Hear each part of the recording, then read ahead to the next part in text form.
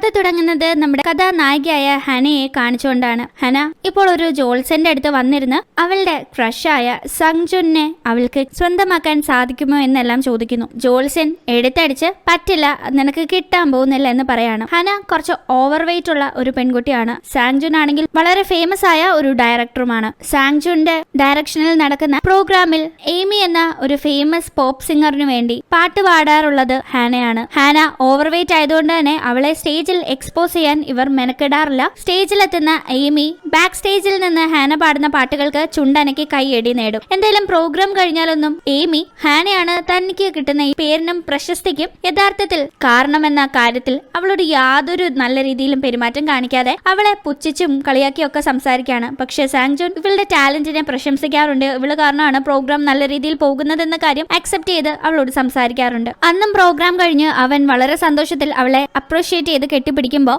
അവളും തിരിച്ച് കെട്ടിപ്പിടിക്കുന്നു. ഇവക്കൊരു ശീലമുണ്ട്, ഇങ്ങനെ കെട്ടിപ്പിടിക്കുന്ന സമയം ഒരു ക്യൂട്ട് സൗണ്ട് ഉണ്ടാക്കിയിട്ടാണ് കെട്ടിപ്പിടിക്കുന്നത്. അന്നും അവൾ ആ സൗണ്ട് ഉണ്ടാക്കാനായി മറന്നില്ല. എയ്മിക്ക് വേണ്ടി പാട്ട് പാടുന്നതിന് പുറമെ വീട്ടിലിരുന്ന് ഒരു ഓൺലൈൻ ജോലിയും കൂടി ഹാന ചെയ്യുന്നുണ്ട്. അത് ഫോണിലൂടെയുള്ള ഡേറ്റിംഗ് ആണ്. ഹാനയെ കോണ്ടാക്ട് ചെയ്ത് കസ്റ്റമേഴ്സ് സംസാരിക്കുമ്പോൾ അതിനുള്ള മറുപടി കൊടുത്ത് കസ്റ്റമേഴ്സിനെ തൃപ്തിപ്പെടുത്തുക എന്ന ജോലിയാണ് ഹാന ചെയ്യുന്നത്. അങ്ങനെ ഇവളുടെ ലൈഫ് പൊക്കോണ്ടിരിക്കുകയാണ്. ഹാനയ്ക്ക് സാങ്ജുനോടുള്ള ഇഷ്ടം അവളുടെ ബെസ്റ്റ് ഫ്രണ്ടിനും അറിയാം. പക്ഷെ അതൊന്നും നടക്കാൻ പോകുന്ന കാര്യമല്ല എന്നാണ് ബെസ്റ്റ് ഫ്രണ്ടിന്റെ അഭിപ്രായം. ഹാനയാണെങ്കിൽ സാങ്ജുൻ തന്നോട് വളരെ കെയറോടുകൂടി സംസാരിക്കുന്നത് കൊണ്ട് തന്നെ അയാൾക്കും തന്നോട് ഒരു ഇഷ്ടമുണ്ടെന്ന് കരുതിയിരിക്കുകയാണ്. അങ്ങനെ ഇരിക്കുകയാണ് അവൾക്ക് ഒരു ദിവസം ഒരു പാഴ്സൽ വരുന്നത്. അത് അയച്ചത് സങ്ജുൻ ആണെന്നും അയാളുടെ ബർത്ത്ഡേ പാർട്ടി നടത്തുന്ന സമയം അത് ഇട്ടോണ്ട് വരണമെന്നും കുറിപ്പ് എഴുതിയിട്ടുണ്ട്. ഇത് വായിക്കുന്ന അവൾ വളരെ ഹാപ്പി ആകുന്നു. പക്ഷെ സത്യത്തിൽ ആ ഡ്രസ്സ് അവൾക്ക് വളരെ വളരെ ടൈറ്റ് ആയിരുന്നിട്ട് അവൾ ആ ഡ്രസ്സ് ഇട്ട് അതിന് മുകളിൽ ഒരു ഓവർകോട്ടും ഇട്ട് ബർത്ത്ഡേ പാർട്ടിക്ക് പോവാണ്. പാർട്ടിക്ക് ചെല്ലുന്ന അവളെ സങ്ജുൻ അടുത്ത് വിളിച്ചിരുത്തുന്നു. അവൾ ഉടനെ തന്നെ അവളുടെ ഓവർകോട്ട് ഊരി, നിങ്ങൾ അയച്ചു തന്ന ഡ്രസ്സ് നന്നായിട്ടുണ്ട്, ഞാൻ അതാ ഇന്നിട്ടോണ്ട് വന്നതെന്ന് കാണിക്കുന്ന ഈ സമയത്താണ് എയ്മി വരുന്നത്. എയ്മി ഇതേ ഡ്രസ്സ് തന്നെയായിരുന്നു ഇട്ടിരുന്നത്. അവൾക്ക് ആ ഒരു ഡ്രസ്സ് വളരെ പെർഫെക്റ്റ് ആയിട്ടും ഉണ്ടായിരുന്നു. ഇപ്പോഴാണ് ഹാനയ്ക്ക് മനസ്സിലാവുന്നത് യഥാർത്ഥത്തിൽ സങ്ജുൻ അല്ല തനിക്ക് ഈ ഡ്രസ്സ് അയച്ചത് എയ്മി തന്നെ നാണം കെടുത്താനായി മനഃപൂർവ്വം ഇങ്ങനെ ചെയ്തതാണെന്ന് അവൾക്ക് വല്ലാത്ത സങ്കടം തോന്നുന്നു. അവൾ വേഗം തന്നെ റെസ്റ്റ് റൂമിൽ ചെന്നിരുന്ന് കരയാണ്. ആ സമയം അവിടെ നിന്ന് സങ്ജുനും എയ്മിയും സംസാരിക്കുന്നത് ഇവൾ കേൾക്കുന്നു. അവർ പറയുന്നത് ഇവളെ പറ്റിയാണ്. സങ്ജുൻ എയ്മിയോട്, ഹാനെ നമ്മൾ അവളുടെ ശബ്ദത്തിന് വേണ്ടി മാത്രമാണ് ഉപയോഗിക്കുന്നത്, എങ്കിലും അവളോട് കുറച്ചൊന്നും മര്യാദയ്ക്ക് പെരുമാറണം, അല്ലെങ്കിൽ അവൾ ദേഷ്യം വന്ന് ഇട്ടിട്ട് പോയാൽ പിന്നെ ആര് നിനക്ക് വേണ്ടി പാട്ട് പാടുമെന്നതാണ്. അപ്പോൾ സങ്ജുൻ തന്നോട് സ്നേഹത്തോടെയും കരുതലോടെയും പെരുമാറിയത് തന്നോടുള്ള ഇഷ്ടം കൊണ്ടൊന്നുമല്ല, തന്റെ ശബ്ദത്തിന് വേണ്ടി മാത്രമാണെന്ന് അവൾക്ക് മനസ്സിലാവുന്നു. അവൾക്കത് താങ്ങാവുന്നതിലും അപ്പുറമായിരുന്നു. അവൾക്ക് ഏറ്റവും ഇഷ്ടപ്പെട്ട ആൾ അവളെ യൂസ് ചെയ്യുകയായിരുന്നു എന്ന് മനസ്സിലാക്കുന്ന അവൾ ആത്മഹത്യ ചെയ്യാനായി തീരുമാനിക്കുന്നു. പക്ഷേ അപ്പോഴേക്കും അവൾക്ക് ഇനിയും ജീവിക്കാൻ ഒരുപാട് നാളുകൾ ബാക്കിയുള്ളത് കൊണ്ടാകാം അവളുടെ ആത്മഹത്യയെ ഒരു ഫോൺ കോൾ തടയുന്നു. അത് അവൾ ഫോൺ വഴി ഡേറ്റ് ചെയ്യുന്ന ആപ്പിലെ ഒരു കസ്റ്റമർ ആയിരുന്നു. അദ്ദേഹമാണെങ്കിൽ ഒരു ടോപ്പ് പ്ലാസ്റ്റിക് സർജനുമാണ്. അവൾ അങ്ങനെ ആ ഒരു പ്ലാസ്റ്റിക് സർജന്റെ അടുത്തേക്ക് ചെന്ന് പ്ലാസ്റ്റിക് സർജറി ചെയ്ത് അടിമുടി ഒരു മാറ്റം വരുത്താനായി തീരുമാനിക്കുന്നു. ആദ്യം ആ ഡോക്ടർ ഈ സർജറി ചെയ്യാൻ ഒരുപാട് ചെലവാകുന്നു ഇവളെ കണ്ട് വല്ലാത്ത രീതിയിൽ പറയുമ്പോൾ അവള് മര്യാദയ്ക്ക് സർജറി ചെയ്ത് തന്നില്ലെങ്കിൽ എന്നോട് ഫോണിലൂടെ സംസാരിച്ചൊക്കെ എന്റെ റെക്കോർഡുണ്ട്, അതെല്ലാം ഞാൻ പബ്ലിക് ആക്കുമെന്നും പറയുമ്പോൾ ഡോക്ടർ സർജറി ചെയ്യാൻ തയ്യാറാകുന്നു. അങ്ങനെ കണ്ടാൽ എങ്ങനെ ആകണമെന്ന് അവളുടെ അഭിപ്രായമെല്ലാം ചോദിച്ച് മനസ്സിലാക്കി അവളെ ഓപ്പറേഷൻ ചെയ്തെടുക്കുകയാണ്. ഹനയുടെ സർജറി കഴിഞ്ഞ് ബെസ്റ്റ് റിസൾട്ട് കിട്ടുന്നു. അവൾ അതീവ സുന്ദരിയായി മാറുന്നു. പക്ഷെ ഇത് 1-2 ദിവസം കൊണ്ട് നടന്ന ഒരു പ്രോസസ്സേ ആയിരുന്നില്ല. കുറച്ചധികം ദിവസങ്ങളെടുത്ത് എങ്ങനെ മുഖമുണ്ടാകണമെന്ന് ഫിക്സ് ചെയ്ത് അതിന്റെ മറ്റ് അനുബന്ധ കാര്യങ്ങൾ ചെയ്ത് സർജറി ചെയ്ത് പിന്നെയും ചില ടച്ചപ്പുകളൊക്കെ ചെയ്താണ് അവളെ ഈ ഒരു രൂപത്തിലേക്ക് ഡോക്ടർ മാറ്റിയെടുത്തത്. ഈ ഒരു കാലഘട്ടത്തിൽ ഹാന എവിടെയെന്ന കാര്യം സാങ്ജുനോ എയ്മിക്കോ അറിയില്ലായിരുന്നു. എയ്മിക്കാണെങ്കിൽ ഹാന ഇല്ലാതെ പാട്ട് പാടാൻ സാധിക്കില്ലല്ലോ. അതുകൊണ്ട് ഇവർ രണ്ടുപേരും ഹാനയെ തിരഞ്ഞുകൊണ്ടേ നടന്നു. അവൾ ജീവനോടെ ഉണ്ടോ മരിച്ചു എന്ന സംശയത്തിൽ ഇവരാകുന്നു. ഹാന ഇതിന്റെ ഇടയിൽ രഹസ്യമായി അവളുടെ അച്ഛനെ ചെന്ന് കാണുന്നു. അവളുടെ അച്ഛൻ ഒരു അൾഷിമേഴ്സ് രോഗിയാണ്. അദ്ദേഹം അതിന്റെ ചികിത്സയുമായി ബന്ധപ്പെട്ട് ഹോസ്പിറ്റലിലാണുള്ളത്. അങ്ങനെ സർജറി എല്ലാം കഴിഞ്ഞ ഹാന ആദ്യം തന്നെ പോകുന്നത് അവൾക്ക് വളരെ പ്രിയപ്പെട്ട ഒരു ഡ്രസ്സ് മുന്നേ അവൾ ഒരിക്കൽ ഷോപ്പിൽ കണ്ടുവെച്ചത് പോയി വാങ്ങാനായിട്ടാണ്. പഴയ ഇവളുടെ ആ ഒരു ബോഡി സ്ട്രക്ചറിൽ ഈ ഒരു ഡ്രസ്സ് സെറ്റ് ആവില്ലായിരുന്നു. പക്ഷെ ഇപ്പോൾ അവൾ അതിട്ട് നല്ല സുന്ദരിയായി സ്ട്രീറ്റിലൂടെ വളരെ ഹാപ്പിയായി നടക്കുന്നു. അങ്ങനെ അവിചാരിതമായി അവൾ അവിടെയുള്ള ഒരു മോളിൽ കയറുമ്പോൾ അവിടെ സങ്ജുനെ കാണുന്നു. ഒരു പുതിയ ഷൂട്ടിങ്ങുമായി ബന്ധപ്പെട്ടാണ് സങ്ജുൻ അവിടെ എത്തിയിരുന്നത്. അങ്ങനെ അവനെ പിന്തുടർന്ന് അവൾ നടക്കുന്ന സമയം അവൾ പാർക്കിംഗ് ലോട്ടിൽ എത്തുന്നു. അവിടെ ഇവളിങ്ങനെ സങ്ജുനെ മറിഞ്ഞു നിന്ന് വാച്ച് ചെയ്യുന്ന നിൽക്കുന്ന ടൈമിൽ ഇവളെ കണ്ട് ഒരു സ്കൂട്ടർ യാത്രികൻ അവളെ നോക്കി ബാലൻസ് തെറ്റി വണ്ടിയിൽ നിന്ന് വീഴുന്നു. ഈ സമയം താഴെ വീണ അയാൾക്ക് എന്തെങ്കിലും പറ്റുമെന്നറിയാൻ അയാളുടെ അടുത്തേക്ക് ഹാന പോകുന്നു. അവിടേക്ക് അയാൾ വീണ് കിടക്കുന്നത് കണ്ട് സങ്ജുനും എത്തുന്നു. സങ്ജുനും തന്റെ തൊട്ടടുത്ത് ഇത്രയും നാളുകൾക്ക് ശേഷം കാണുന്ന ഹാന പെട്ടെന്ന് പരിഭ്രാന്തയായി അവിടെ കിടന്ന ഹെൽമെറ്റ് എടുത്ത് തലയിൽ വെച്ച് ഒന്നും മിണ്ടാതെ ധൃതിയിൽ നടന്നു പോകുമ്പോൾ സാങ്ജുൻ ആരിത് എന്തെങ്ങനെ കാണിക്കുന്നതെന്ന മട്ടിൽ നോക്കുന്നുണ്ട്. അങ്ങനെ അവൾ പിന്നീട് സങ്ജുനെ പിന്തുടർന്ന് ഒരു കാർ ഷോറൂമിൽ എത്തുന്നു. അവിടെ അവളെ അറ്റൻഡ് ചെയ്യാൻ എത്തുന്ന സെയിൽസ്മാൻ അവളുടെ സൗന്ദര്യത്തിൽ വല്ലാതെ ആകൃഷ്ടനായി അവൾ വളരെ സുന്ദരിയാണെന്നെല്ലാം അവളോട് പറയുന്നു. എന്തായാലും അവൾ അവിടെ നിന്ന് നല്ലൊരു ഡീലിൽ ഒരു കാർ സംഘടിപ്പിക്കുന്നു. ആ കാർ റോഡിലൂടെ ഓടിച്ചു പോകുന്ന സമയം അവൾ താൻ വളരെ സുന്ദരിയാണെന്നിപ്പോൾ ആളുകൾ പ്രശംസിക്കുന്നതിനെ പറ്റിയാണ് ആലോചിക്കുന്നത്. അങ്ങനെ അവളുടെ ശ്രദ്ധ തെറ്റി മുന്നിലുള്ള വണ്ടിയിൽ ചെന്നിടിക്കുന്നു. ആ വണ്ടിയിലെ ഡ്രൈവർ കലയിളകി വെളിയിലേക്ക് ഇറങ്ങി വന്ന് അവളോട് ഷൗട്ട് ചെയ്യുന്ന സമയം ഇവൾ സോറി ചോദിക്കാനായി വണ്ടിയിൽ നിന്ന് ഇറങ്ങുന്ന സമയത്ത് ഇവളെ കാണുന്ന അയാളും ആകെ അന്തം വിട്ട് അവളെ തന്നെ നോക്കി നിൽക്കുകയാണ്. എന്തായാലും ഈ ഒരു സംഭവം കണ്ട് അവിടേക്ക് പോലീസുകാരനും മറ്റൊരു വൃദ്ധയും ഒക്കെ വരുന്നു. പോലീസുകാരനാണെങ്കിലും ഇവളെ കണ്ടിട്ട് വഴക്ക് പറയാൻ തോന്നാതെ നേരെ മറ്റേ ആളെയാണ് വഴക്ക് പറയുന്നത്. ആ സമയം അയാളും അയാളുടെ ഭാഗത്ത് തെറ്റില്ല എങ്കിൽ പോലും താനാണ് തെറ്റ് ചെയ്തതെന്ന് തലയിൽ ഒഴുകി വരുന്ന രക്തം തുടച്ചുകൊണ്ട് സമ്മതിക്കുന്നു. എന്തായാലും വണ്ടി ഇടിച്ചതല്ലേ, അതുകൊണ്ട് ഹാനയെ പോലീസ് സ്റ്റേഷനിലേക്ക് കൊണ്ടുപോകുന്നു. അവളുടെ ലൈസൻസ് പരിശോധിക്കുന്നവർക്ക് ഇത് ഇവളുടെ തന്നെ ലൈസൻസ് ആണോ എന്ന് ഐഡന്റിഫൈ ചെയ്യാൻ സാധിക്കുന്നില്ല. കാരണം ലൈസൻസിലുള്ള ഫോട്ടോയിലെ ഹാനയും മുന്നിലിരിക്കുന്ന ഹാനയും തമ്മിൽ നല്ല വ്യത്യാസമില്ലേ. അവൾ താൻ പ്ലാസ്റ്റിക് സർജറി ചെയ്തതുകൊണ്ടാണ് ഇങ്ങനെ ഉള്ളതെന്നൊക്കെ പറയുന്നുണ്ടെങ്കിലും പോലീസുകാർ അവളെ ഐഡന്റിഫൈ ചെയ്യാൻ ആരെങ്കിലും വിളിച്ചു വരുത്താനായി പറഞ്ഞതിനെ തുടർന്ന് അവൾ അവളുടെ ബെസ്റ്റ് ഫ്രണ്ടിനെ വിളിച്ചു വരുത്തുന്നു. പക്ഷെ ഫ്രണ്ടിന് പോലും അവളെ കണ്ടിട്ട് മനസ്സിലാവുന്നില്ല. പോലീസ് സ്റ്റേഷനിലുള്ള മറ്റൊരു പെണ്ണിനെ കാണുമ്പോൾ അതാണ് ഹാനയെന്ന് ഫ്രണ്ട് തെറ്റിദ്ധരിക്കുന്നുണ്ട്. ഹാന ഫ്രണ്ടിനോട് ഞാൻ ഇവിടെയാണുള്ളതെന്ന് പറയുമ്പോൾ പോലും ഫ്രണ്ടിനെ ഹാനയെ തിരിച്ചറിയാൻ സാധിക്കുന്നില്ല. ഈ സമയം മുന്നേ ഇവർ ഒന്നിച്ച് സിമിലർ ടാറ്റു കുത്തിയിട്ടുണ്ടായിരുന്നു. ഫ്രണ്ട് ഹാനയുടെ ശരീരത്തിലെ ആ ടാറ്റു കണ്ടാണ് ഇത് അവൾ തന്നെയാണെന്ന് കൺഫേം ചെയ്യുന്നത്. അങ്ങനെ എന്തായാലും രണ്ടുപേരും ഇരുന്ന് സംസാരിക്കുന്ന സമയം ഹാനയും ഫ്രണ്ടും സങ്ജുന്റെ അതേ സ്ഥാപനത്തിലാണ് ജോലി ചെയ്തിരുന്നത്. അയാളുടെ മ്യൂസിക് പ്രൊഡക്ഷനുമൊക്കെയായി ബന്ധപ്പെട്ട ജോലികൾ. അവിടുത്തെ വിശേഷങ്ങൾ പറയുന്ന കൂട്ടത്തിൽ ഫ്രണ്ട് ഇപ്പോൾ കമ്പനി പുതിയ സിംഗേഴ്സിനെ തിരയുകയാണെന്ന കാര്യവും പറയുന്നു. ഈ സമയം ഹാനയ്ക്ക് ഒരു ഐഡിയ തോന്നുന്നു. ഇവൻ ഇവളുടെ ബെസ്റ്റ് ഫ്രണ്ടിന് പോലും ടാറ്റു കണ്ടിട്ടാണ് ഇവളെ ഐഡന്റിഫൈ ചെയ്യാൻ സാധിച്ചത്. അതുകൊണ്ട് തന്നെ ധൈര്യമായി സങ്ജുന്റെ മുന്നിൽ പുതിയൊരു ഐഡന്റിറ്റി അവിടെ സിംഗറിന്റെ വേക്കൻസിയിലേക്ക് താൻ ഓഡിഷന് പോകാമെന്ന്. അങ്ങനെ ജെനി എന്ന വിദേശത്ത് നിന്ന് നാട്ടിലേക്ക് ഇപ്പോൾ തിരിച്ചെത്തിയ ഒരു പെൺകുട്ടിയായി ഓഡിഷനിൽ പങ്കെടുക്കുന്ന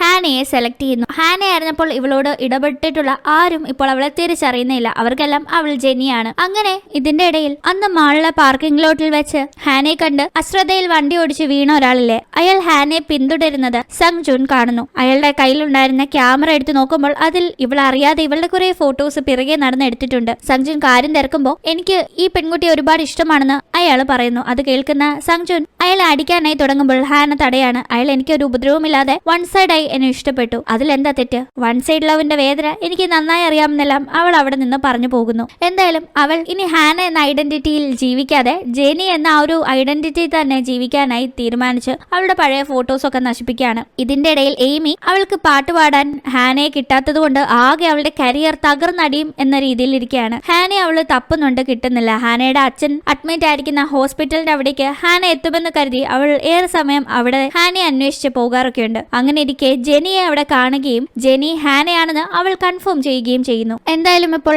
പ്രോഗ്രാം സംബന്ധമായി പ്രത്യേകിച്ച് അറ്റൻഷൻ ഒന്നും സങ്ജുൻ എയ്മിക്ക് കൊടുക്കുന്നില്ല. അവൻ കൂടുതലായി ഇപ്പോൾ ജെനിയാണ് ശ്രദ്ധിക്കുന്നത്. അങ്ങനെ ഒരു പ്രോഗ്രാമിനായി അവൾ റെഡിയാകുന്ന സമയത്താണ് അവളുടെ best friend boy friend cheat ചെയ്തതിനെ തുടർന്ന് ആത്മഹത്യക്ക് ശ്രമിച്ചു എന്ന കാര്യം അറിയുന്നത്. അവൾ പ്രോഗ്രാം തുടങ്ങാൻ കുറച്ച് ടൈമും കൂടി ബാക്കിയുള്ളൂവെങ്കിലും വെപ്രാളത്തിൽ ഫ്രണ്ടിനെ കാണാനായി പോകുമ്പോൾ സങ്ജുൻ അവളെ കൊണ്ടുപോകുന്നു. അങ്ങനെ ഹോസ്പിറ്റലിലെത്തി ഫ്രണ്ടിന്റെ അവസ്ഥ കാണുന്ന അവൾക്ക് ഫ്രണ്ട് ജീവനോടെ രക്ഷപ്പെട്ടുവെങ്കിലും ആ ഒരു അവസ്ഥ കണ്ട് സങ്കടം സഹിക്കാൻ വയ്യാതെ അവളെ പറ്റിച്ച് അവളുടെ ബോയ് ഫ്രണ്ടിനെ ചെന്ന് കണ്ട് അവളുടെ കാലിലെ ചെരുപ്പൂരി നീയൊക്കെ ഒരു ആണാണോ എന്ന് ചോദിച്ച് അവനെ അടിക്കുന്നു. ഈ സമയം സങ്ജുൻ ഇടയിൽ കയറുകയാണ്. അപ്പോൾ ആ ബോയ് ഫ്രണ്ട് പോലീസിനെ വിളിക്കാൻ ഒരുങ്ങുമ്പോൾ അവന്റെ മൂക്കിനിട്ട് സങ്ജുൻ ഇടി കൊടുത്തിട്ട് പോക്കറ്റിൽ കാശ് വെച്ച ശേഷം ജെനിയെ വെളിയിലേക്ക് കൊണ്ടുവരുന്നു. അപ്പോഴേക്കും ഇവിടെ ഒരു സീനുണ്ടായി. ജെനിയുടെ പേര് മോശമാവാതിരിക്കാൻ സങ്ജുൻ അവളുടെ വസ്ത്രം കുറച്ച് കീറുന്നു. ഇവരിങ്ങനെ വെളിയിലേക്ക് പോകുന്നത് കാണുന്ന ആളുകൾക്ക് ആ പയ്യൻ ഇവളെ ഉപദ്രവിക്കാൻ ശ്രമിച്ചെടുത്തു നിന്ന് സങ്ജുൻ രക്ഷപ്പെടുത്തി കൊണ്ടുപോകുന്നത് പോലെയാണ് തോന്നുന്നത്. എന്തായാലും അവിടെ നിന്ന് പ്രോഗ്രാം നടക്കുന്ന സ്ഥലത്തേക്ക് ജെനിയുടെ പ്രോഗ്രാമിന്റെ ടൈം ആകുമ്പോഴേക്കും അവളെ കൊണ്ടുവരാനായി സങ്ജുന് സാധിക്കുന്നു. പക്ഷേ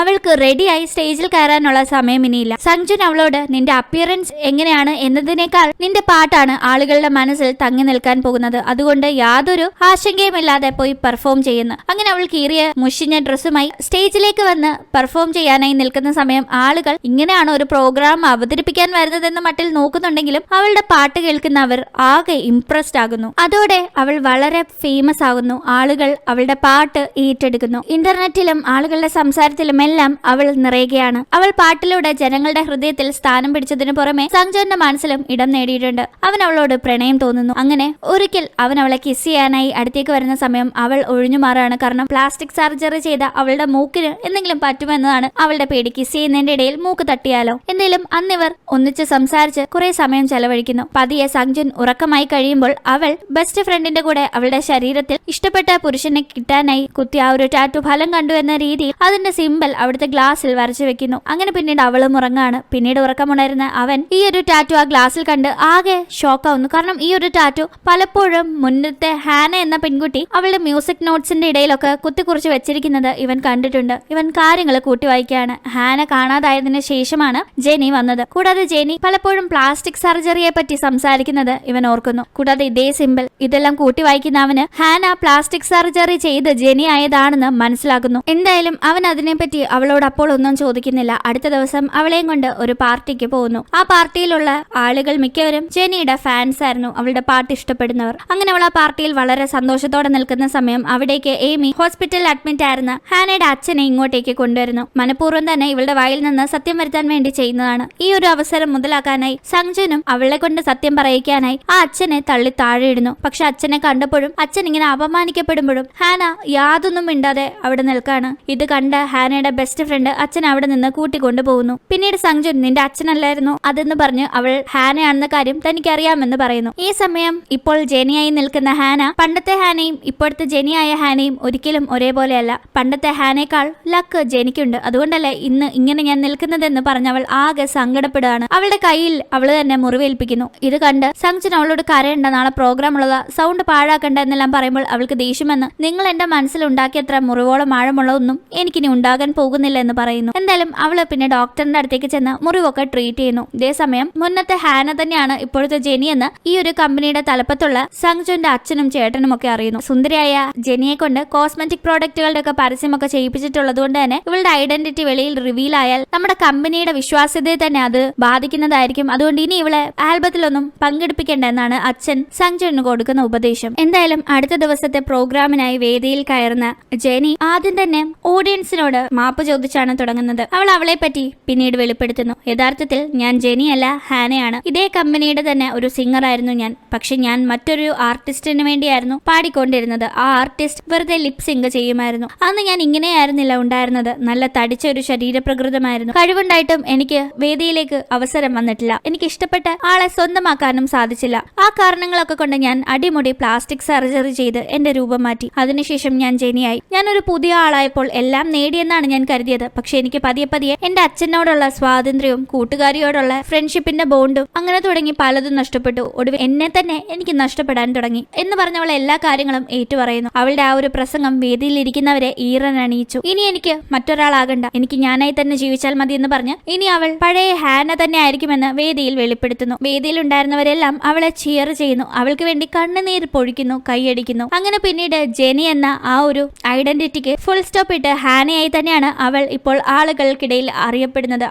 അവൾ ആഗ്രഹിച്ചതുപോലെ ഒരു വലിയ സ്റ്റേജ് ആർട്ടിസ്റ്റും സിംഗറും ഒക്കെയാണ്. അവൾക്ക് അവളുടെ അച്ഛനെ ആരെയും പേടിക്കാതെ തന്റെ അച്ഛനായി തന്നെ ഡിക്ലെയർ ചെയ്യാൻ സാധിക്കുന്നു. അങ്ങനെ കാര്യങ്ങൾ വളരെ ഹാപ്പിയായി മുന്നോട്ട് പോവുകയാണ്. ഹാന മറ്റൊരു പേരിൽ ജെനിയായി വന്നു എന്ന് അറിഞ്ഞപ്പോൾ അവൾക്കെതിരെ കാര്യങ്ങൾ പറഞ്ഞ സഞ്ജുവിന്റെ അച്ഛനും ചേട്ടനും പോലും ഇപ്പോൾ അവളെ പിന്തുണയ്ക്കുന്നു. അവൾ അവളുടെ തന്നെ സെൽഫിലേക്ക് തിരിച്ചു വരാൻ കാണിച്ച ആ ഒരു ധൈര്യത്തെയും ആ ഒരു സത്യസന്ധതയും അവർ പ്രശംസിക്കുകയാണ്. ഈ സമയം സഞ്ജുവിനും അവളെ ഒരുപാട് ഇഷ്ടപ്പെടുന്നു. അവൾ ഹാന ജെനിയായതാണെന്ന് അറിഞ്ഞ സമയം അയാൾക്ക് അവളോടൊരു അകൽച്ച തോന്നിയിരുന്നു. കാരണം അവൾ മറ്റാരോ ആകാൻ പ്രിറ്റൻഡ് ചെയ്യുന്നത് പോലെ തോന്നിയിരുന്നു. പക്ഷെ അവൾ ഇപ്പോൾ അവളുടെ തന്നെ ട്രൂ സെൽഫിലേക്ക് തിരിച്ചു വന്നതുകൊണ്ട് സഞ്ജുനും അവളെ ഒരുപാട് ഇഷ്ടമാണ്. ഇത് മനസ്സിലാക്കുന്ന അവന്റെ ചേട്ടൻ നിനക്കിപ്പോൾ അവളുടെ സൗന്ദര്യമാണോ അതോ അവളുടെ ആ ഒരു ആറ്റിറ്റ്യൂഡാണോ ഇഷ്ടമെന്ന് ചോദിക്കുമ്പോൾ തീർച്ചയായും ആറ്റിറ്റ്യൂഡാണ് പുറമേയുള്ള സൗന്ദര്യത്തെക്കാൾ മനോഹരമെന്ന് സഞ്ജുൻ പറയുന്നു. അങ്ങനെ ബാഹ്യ സൗന്ദര്യത്തെക്കാൾ ഇന്നർ ബ്യൂട്ടി ആണ് വലുത്. ആദ്യം നിങ്ങൾ അത് തിരിച്ചറിഞ്ഞില്ലെങ്കിലും ഒരു നാൾ തിരിച്ചറിയുമെന്ന മെസ്സേജോട് കൂടി ഈ ഒരു കഥ ഇവിടെ അവസാനിക്കുന്നു. ഇന്നത്തെ വീഡിയോ നിങ്ങൾക്ക് ഇഷ്ടപ്പെട്ട് കാണുമെന്ന് പ്രതീക്ഷിക്കുന്നു. വീഡിയോ ഇഷ്ടപ്പെട്ടെങ്കിൽ മറക്കാതെ വീഡിയോ ലൈക്ക് ചെയ്യുക, സബ്സ്ക്രൈബ് ചെയ്യാൻ മറക്കല്ലേ. വീഡിയോ ഇഷ്ടപ്പെട്ടാൽ ലൈക്ക് ചെയ്യുക. അപ്പോൾ വീണ്ടും മറ്റൊരു വീഡിയോയിലൂടെ കാണും വരെ